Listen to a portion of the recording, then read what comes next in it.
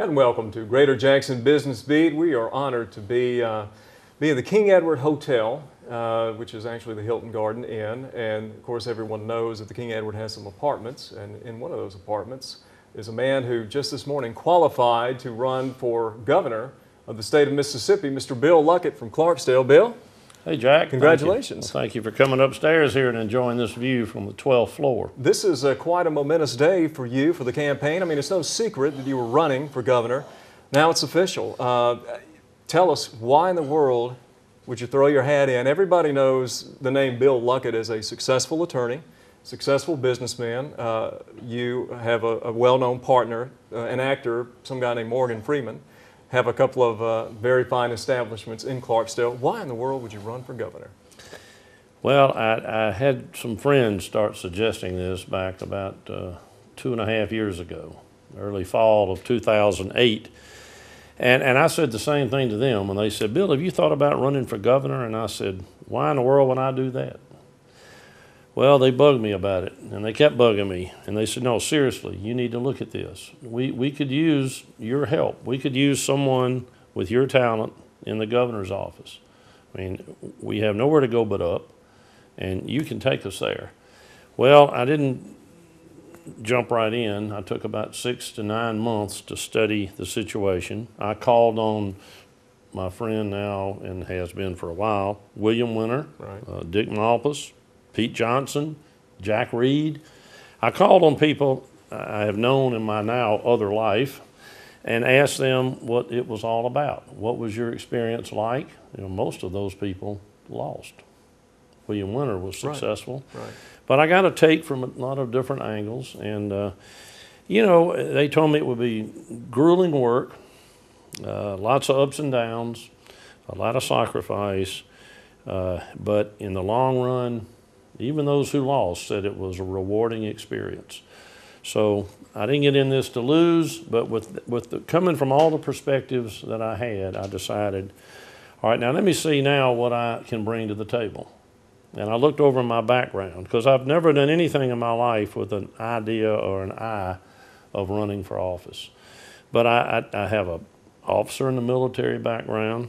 I have a great education thanks to my parents and some good schools.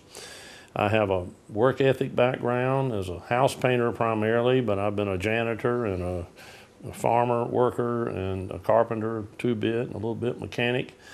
I have been lucky enough to get a pilot's license 35 years ago, so I can move around freely. I've got friends around the state from various board service I've been involved with, like the Hospitality and Restaurant Association, the Mississippi Heritage Trust Board. So I started just putting everything together and thought, well, you know, I could make a good candidate if I decide to do this.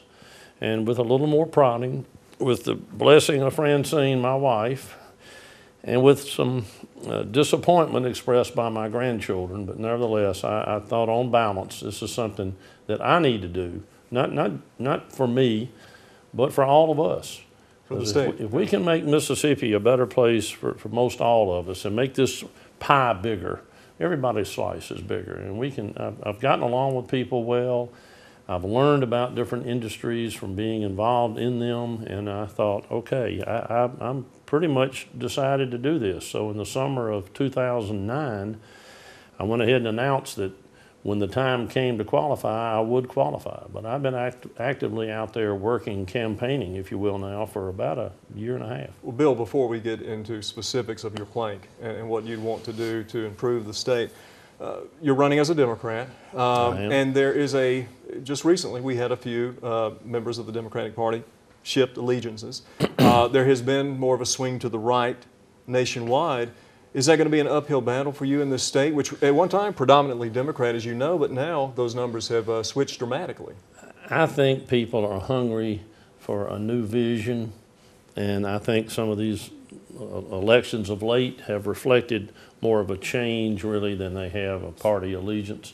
I urge people to look at the person and not necessarily the party. I am a Democrat. I'm proud to be a Democrat. But at the same time, I'm a Mississippian first. I'm all about doing what's best for this state. So I am a practical person as well. I read the paper, I watch the shows. I know that most people, most pundits, most writers say, well, we've had this movement over in this direction.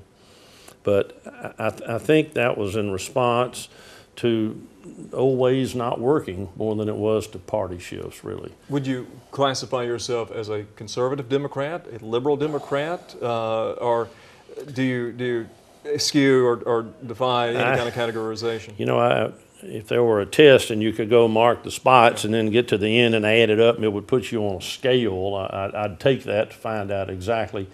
I'm a fiscally conservative person. I have a business background. I make payroll. I'm just of that mindset. I'd rather teach people how to fish than give people fish. Right. But at the same time, I recognize that some people will never be able to learn how to fish, will never get the tools to be able to fish. Some people need help. So I can't turn a blind eye to those types of issues. So on the conservative side, I'm an entrepreneur. I've taken risk with a number of businesses. Some turn out a lot better than others. That's just the nature of the beast of doing business. And, you know, as a trial attorney, some people come up and say, I've never lost a case. Well, I'll quickly point out, if you've never lost a case, you haven't tried enough cases, because you're going to lose a case. And that way with business. Some businesses succeed much better than others. Some fail. And you learn from the And you learn from those experiences. I started out as a kid with a instilled work ethic. My dad put me to work, you know, as most children, raking the yard and doing that, but pretty soon I was assigned the task of being the janitor at his law office.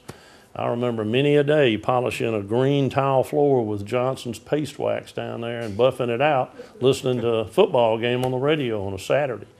I started working on a farm for 50 cents an hour, spraying pigweed on the back of a John Deere 3010 tractor. That dates me, doesn't it? When you make the mansion, I'd let somebody else do that for you. Well, my time would be better spent doing other things then. But I say that to say that I don't ever mind getting up on a Saturday morning and if something needs doing, going out and doing it, whether it be put on a tool belt and go out and perform a carpenter's task, or get a paintbrush, which I've done a lot of as well, and go paint a house or something. Well, let's talk about what you would do if you were governor, and what kind of issues you're gonna campaign, for. This state ranks last in too many categories. You know that, I know that. I think the audience knows it too.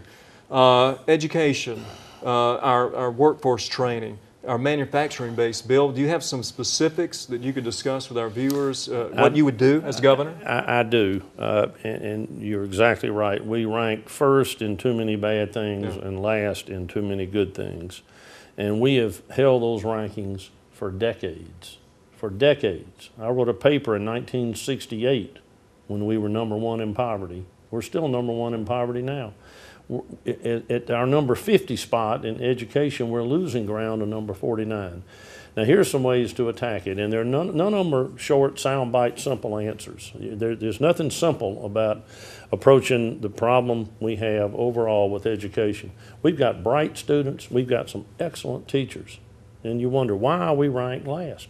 I've gone out and researched this. I've gone and sat in classrooms. I've interviewed people. I'm trying to do my research just like I would do to prepare for a case in court. Right. You don't go in not knowing the facts and not knowing what a witness is expected to say. Some surprise you, but still, I've been out there working and learning for a year and a half now.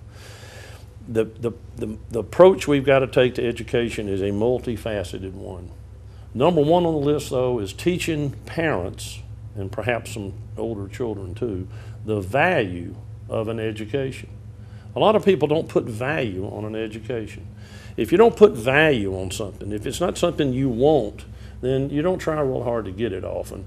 So we've got to instill in a lot of adults how valuable an education is. Bill, if people want more information on the campaign, if they want to get in touch with you, share ideas, I know you want to hear from them. How do they do so? Well, 3 W's and LuckettForGovernor.com will get you there, and that way we can communicate under all these newfangled ways of discussing things through Facebook and Twitter and other types of messaging. That's the one source I would urge them to go.